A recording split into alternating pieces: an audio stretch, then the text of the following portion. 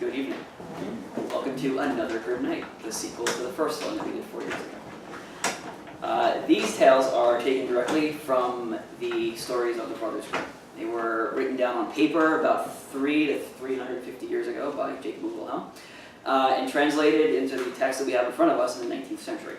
What we did is we turned them into scenes and into short plays, and we took a lot of liberties with the text itself. Liberties. Yeah, that's fair. Liberties is good. Yes. And really what our main goal was is to show you how ridiculously absurd these children's stories actually are. So if you're expecting a frightful evening of scary tales, you are going to be sorely disappointed. But enjoy it anyway. All right.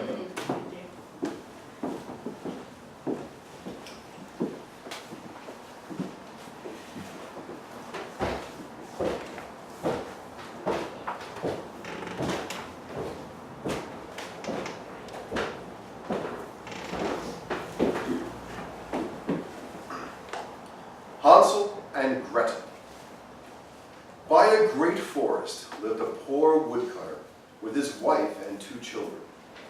The boy was called Hansel, and the girl Gretel. He had little to bite and to bark, and once when great famine fell on the land, he could no longer get bread to eat. Now when he thought about this by night, he laid in bed and tossed about, he groaned and said to his wife, "What is to become of us? How are we to feed our poor children when we no longer have anything even for ourselves?" I'll tell you what, husband. Tomorrow, we take the children, we bring them deep into the forest. There, we will light a fire. We'll give them 1 more piece of bread each, and then we leave them there. What? We'll be completely rid of them. No, I will not do that.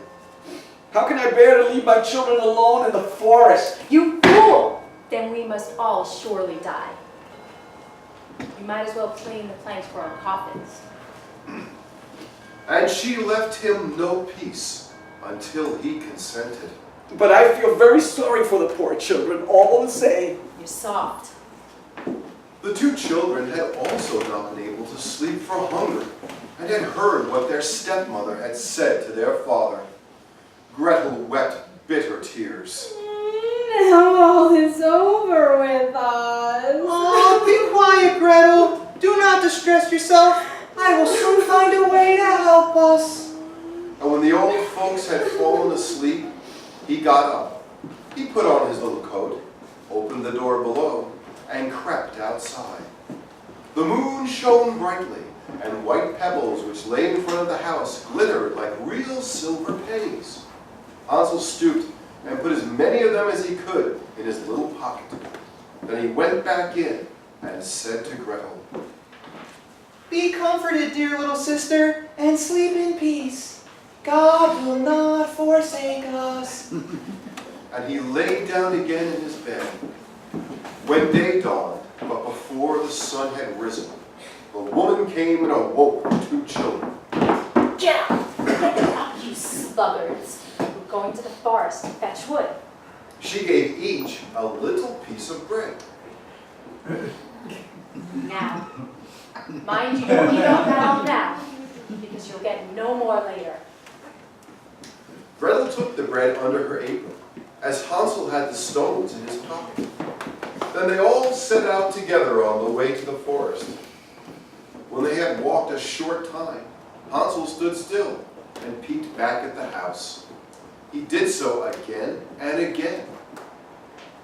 Hansel, what are you looking at there and staying behind for? Mind what you are about, and do not forget how to use your legs. Ah, Father, I'm looking at my little white cat, which is sitting on the roof and wants to say goodbye to me. You little white cat. Fool. It's not your stupid cat. It's the sun shining on the chimneys. Duh. Hansel, however, had not been looking back at the cat, but had been constantly throwing one of the white pebble stones out of his pocket and onto the road. Then they reached the middle of the forest. Now, children, pile up some wood, and I will light a fire that you may not get cold, okay? Go ahead. Hansel and Gretel gathered brushwood and made it as high as a little hill. The brushwood was lit, and the flames were burning very high. Now, children, lay yourselves down by the fire. Your dad and I are going to go into the forest and cut some wood. When we're done, we'll leave you here to die. I mean, we'll pick you up and bring you home with us. Hey, what did you just say? Don't listen to her. Don't listen to her. We'll be right back. We'll be right back. Hansel and Gretel sat by the fire, and when noon came, each ate a little piece of bread. And as they heard the strokes of the wood axe, they believed that their father was near. It was not, however, the axe. It was a branch which he fastened to a withered tree, and the wind was blowing it backwards and forwards. And as they had been sitting such a long time, they fell fast asleep. When at last they awoke, it was already night, and Gretel began to cry. How are we to get out of the forest now? Just wait a little until the moon has risen, and then we will soon find the way. And when the full moon had risen, Hansel took his little sister by the hand and followed the pebbles, which shone like newly coined silver pieces, and showed them the way. They walked the whole night long, and by morning came once more to their father's house. They knocked at the door. The woman opened it and saw that it was Hansel and Gretel. No. Children, your dad was worried about you. Who said you could sleep in the forest all night? The father, however, rejoiced, for it had cut him to the heart to leave them behind. Not long afterwards, there was once more a great famine in all parts, and the children heard their mother saying to their father at night, Look, we're out of food again. That's it. The children must go. This time, we'll bring them even deeper into the woods. We'll light a fire, give them some bread, and then we'll leave them. It would be better for you to share the last mouthful with the children. The woman, however, would listen to nothing that he had to say, but scolded and reproached him, and he again agreed. The children were still awake and had heard the conversation. So when the old folks were asleep, Hansel again got up and wanted to go out and pick up pebbles as he had done before. But the woman had locked the door, and Hansel could not get out. Nevertheless, he comforted his little sister. Again with the crying? Do not cry, Gretel. Go to sleep. Quietly. The good God will help us. Early the next morning, the woman took the children out of their beds. Their bit of bread was given to them, but it was still smaller than the time before. Then they prepared to walk into the forest. On the way into the forest, Hansel crumbled his in his pocket, and often stood still and threw a morsel on the ground. Hansel, why do you stop and look around? Go on, son. I'm looking back at my little pigeon, which is sitting on the roof and wants to say goodbye to me. Your little pigeon? Simpleton. That's not a pigeon. It's the morning sun shining on the chimney. Hansel, however, little by little, threw all of the crumbs on the path. The woman led the children still deeper into the forest, Children. where they had never been in their lives before. Then a great fire was again made. Just sit down, children. When you're tired, you can sleep a little. Your dad and I are going to go into the forest to cut wood. In the evening when we're done, we'll come back and we'll ditch you. We'll fetch you. Where have I heard that before? We'll come back. When it was noon, Gretel shared her piece of bread with Hansel, who had scattered his by the way. Then they fell asleep, and evening came and went, but no one came to the poor children. They did not awake again until it was night, and Hansel comforted his little sister.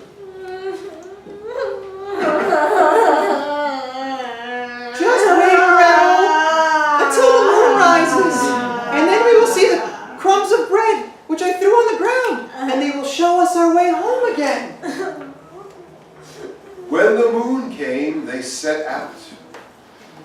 But they found no crumbs, for the many thousands of birds which fly about in the woods and fields had picked them up.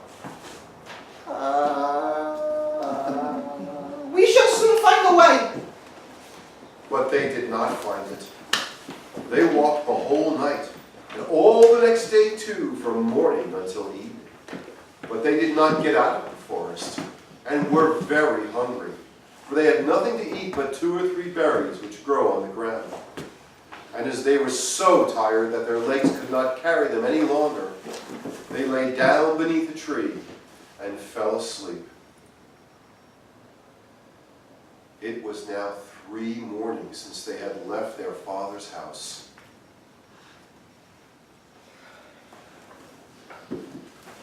They began to walk again, but they always got deeper and deeper into the forest. If help did not come soon, they would die of hunger and fatigue.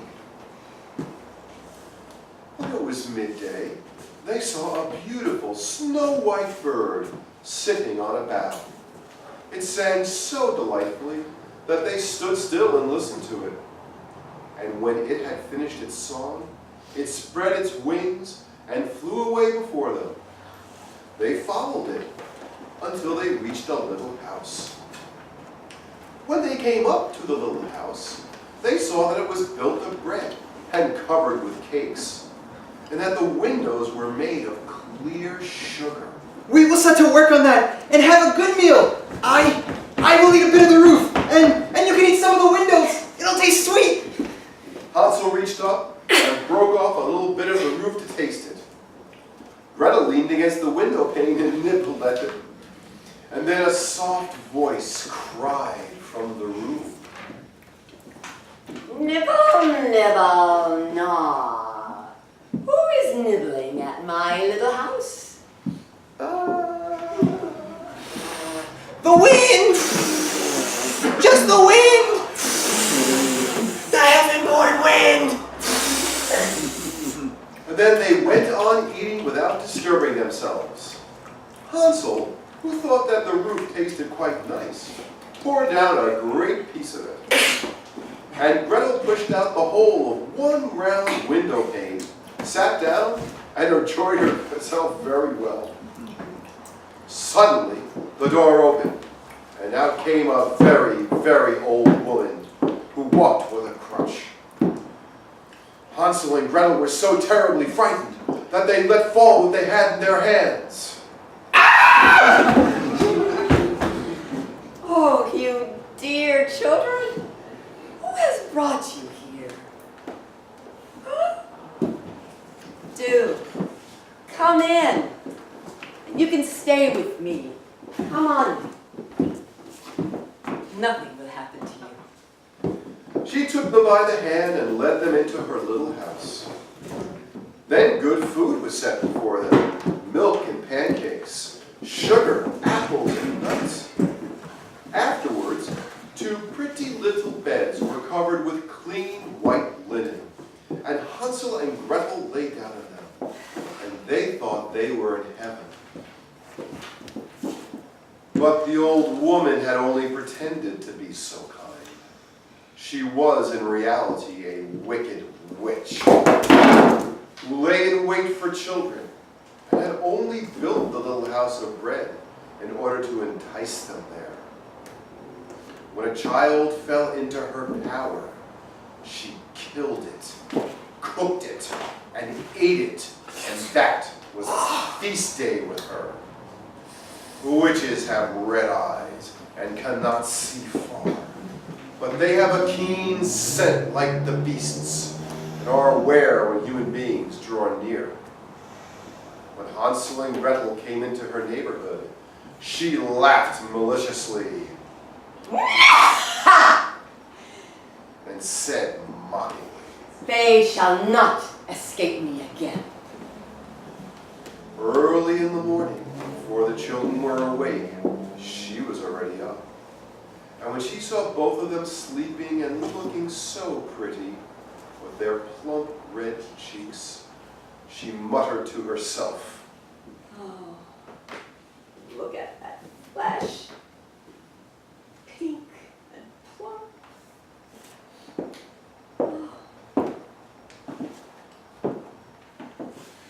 What a dainty mouthful. Then she seized Hansel with her shriveled hand, carried him into a little stable, Get and shut him in with a grated door. He might scream as he liked. Oh, that was of no use. Then she went to Gretel and shook her till she was awake. Get up, you lazy thing. Listen. Go and cook something for your brother. Make him fat. When he's fat, I will cook him and eat him. Gretel began to weep bitterly. But it was all in vain. She was forced to do what the wicked witch ordered her. Cook! And now the best food Stir that was cooked for poor Hansel. But Gretel got nothing but crab shells. Every morning, the woman crept to the little stable and cried out, Hansel, stretch out your hand so I may feel if you will soon be fat. Hansel, however, stretched out a little bone to her, and the old woman, who had dim eyes, could not see it, and she thought it was Hansel's finger. She was astonished that there was no way of fattening him. But when 4 weeks had gone by, and Hansel still continued thin, she was seized with impatience, and would not wait any longer. Gretel, be active and bring some water. Let Hansel be fat or lean. Tomorrow I will cook him and eat him. Oh, how the poor little sister did lament when she had to fetch the water. How her tears did flow over her cheeks. God to help us! If the wild beast in the forest had put devoured us, at least we would have died together. Oh, just keep your noise to yourself. Nothing can help you now. Early in the morning, Gretel had to go out and hang up the cauldron with the water and light the fire. Good. We will bake first. I have heated the oven and I've also kneaded the dough. She pushed Gretel out to the oven, from which flames of fire were already darting. Listen. Creep in, and see if it's ready. And once Gretel was inside, she intended to shut the oven door and let her bake in it, and then she would eat her too.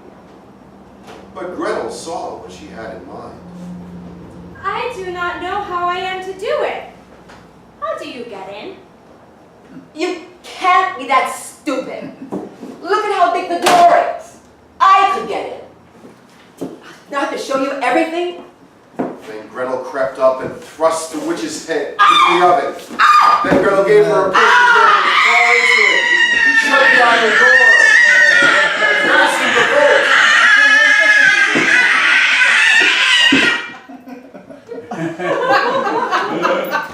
Gretel ran away, and the godless witch was miserably burnt to death. Gretel ran like lightning to Hansel and opened his little stable. Hansel, we are free! The old witch is dead! And Hansel sprang out like a bird from his cage. How they did rejoice and embrace and dance about. And as they no longer had to fear the witch, they went into her house.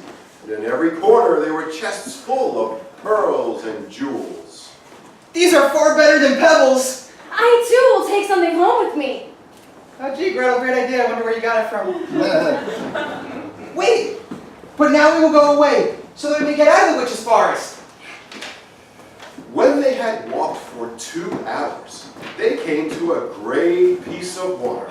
Wow, that's great! But we cannot get over. I see no footplank and no bridge. And no boat crosses either.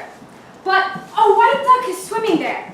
If I ask her, she will help us. Little duck, do you see Hansel and Gretel are waiting for you? The duck came to them.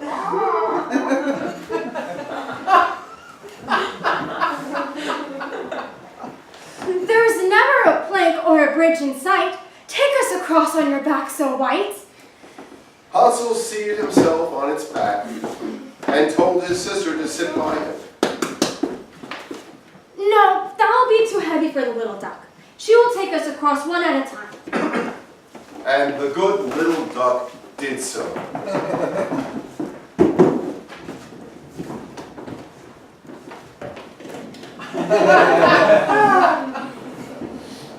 Once they were safely across and had walked for a short time, the forest seemed to be more and more familiar to them. Oh, I know that branch. And at length they saw from afar their father's house. They began to run. They rushed into the parlor and threw themselves into their father's arms. Mi muchacho, qué lindo que volvieron. Ay, qué lindo, esa mujer mala, muy mala. We're Spanish? The man had not known one happy hour since he had left the children in the forest. I like witches too. The woman, however, was dead. What? Gretel emptied her pinafore until pearls and precious stones ran about the room. Somos ricos también. One handful after another out of his pocket to add to them. Then all anxiety was at an end, and they lived together in perfect happiness.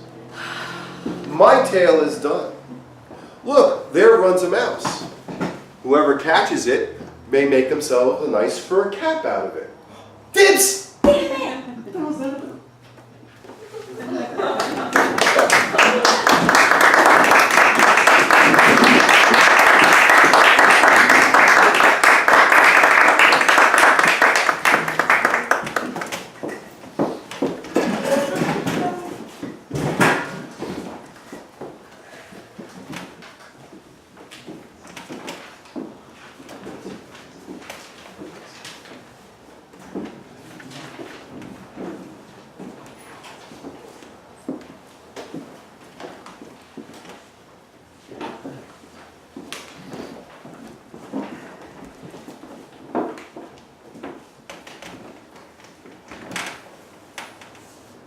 Godfather death.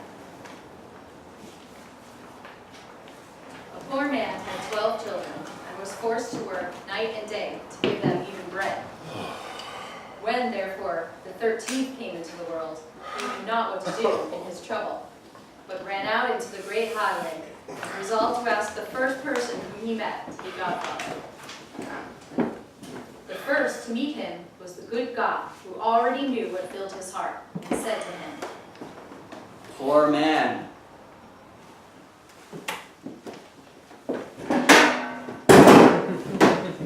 Poor man, I pity you. Let me hold your child at his christening and make sure he has a happy life. Who are you? I am God.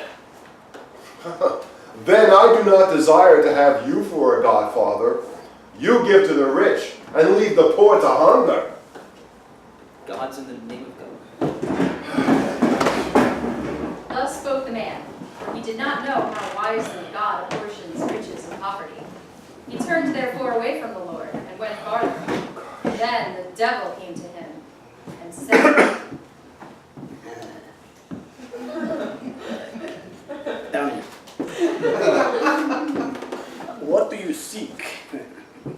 You will take me as a godfather for your child. I will give him gold and plenty and all the joys of the world as well. Who are you? I, my sir, am the devil. Then I do not desire to have you for a godfather. You deceive men and lead them astray. Not that bad. He went onwards, and then came Death, striding up to him with withered legs, and said, Take me as godfather. Who are you? I am Death, and I make all equal. You are the right one. You take the rich as well as the poor, without distinction. You shall be godfather. Oh. I will make your child rich and famous, for he who has me as a friend can lack nothing. Next Sunday is the christening, Be there at the right time. Death appeared as he had promised, and stood Godfather quite in the usual way. When the boy had grown up, his godfather one day appeared and bade him go with him. He led him forth into a forest and showed him an herb which grew there, and said, Now, I shall give you your godfather's present. I make you a celebrated physician. When you are called to a patient, I will appear to you.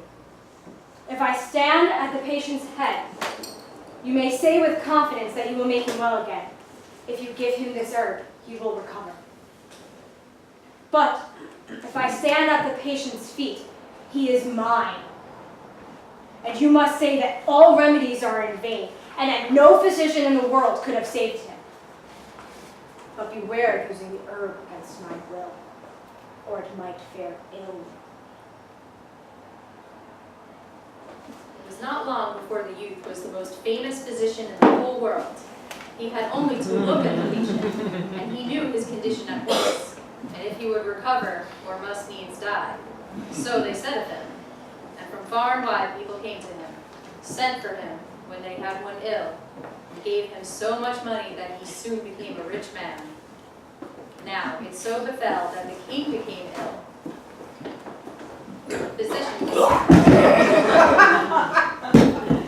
And the physician was summoned and was to say if recovery were possible. But when he came to the bed, death was standing at the feet of the sick man, and the herb did not grow which could save him. If I could but cheat death for once. He is sure to take it ill if I do. But, as I am his godson, he will shut one eye. I will risk it. He therefore took up the sick man and laid him the other way, so that now death was standing by his head. Then he gave the king some of the herb, and he recovered and grew healthy again.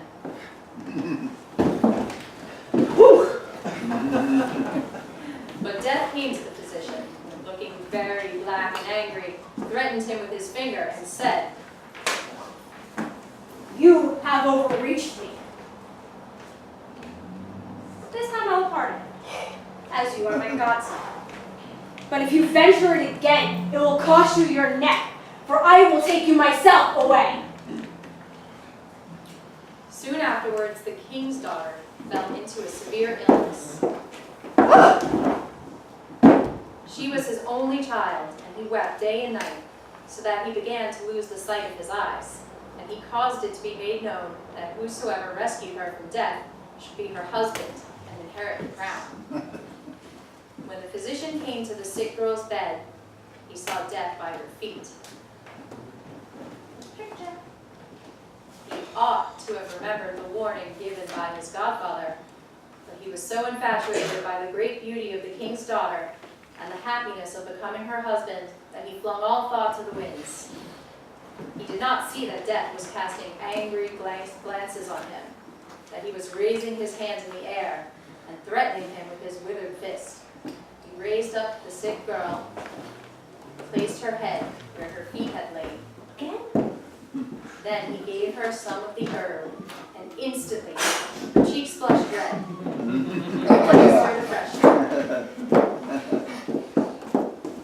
When Death saw that for a second time he was defrauded of his own property, he walked up to the physician with long strides and said,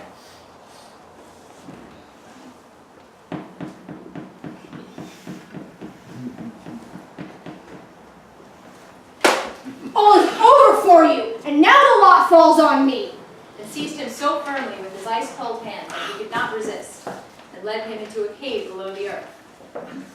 There he saw how thousands and thousands of candles were burning in countless rows, some large, others half-sized, others small.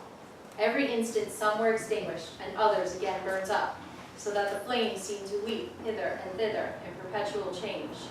See, these are the lights of men's lives.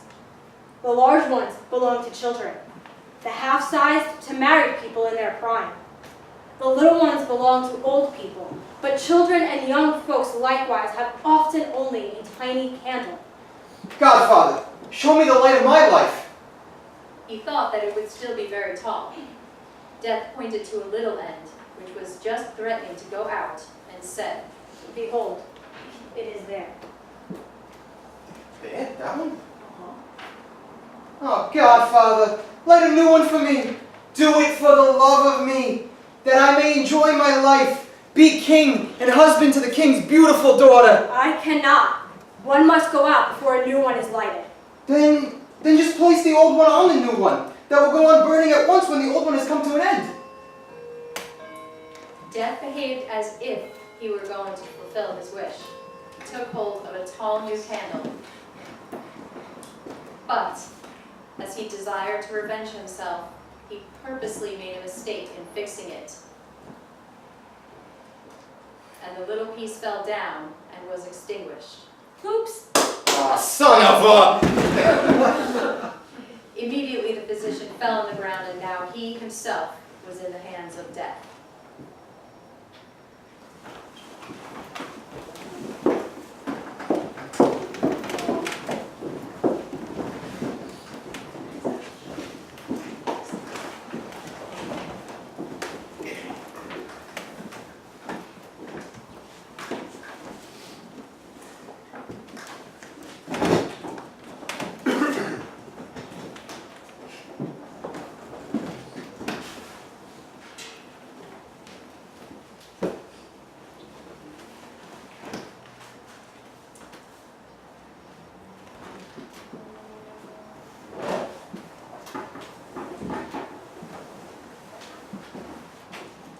Little Red Cap.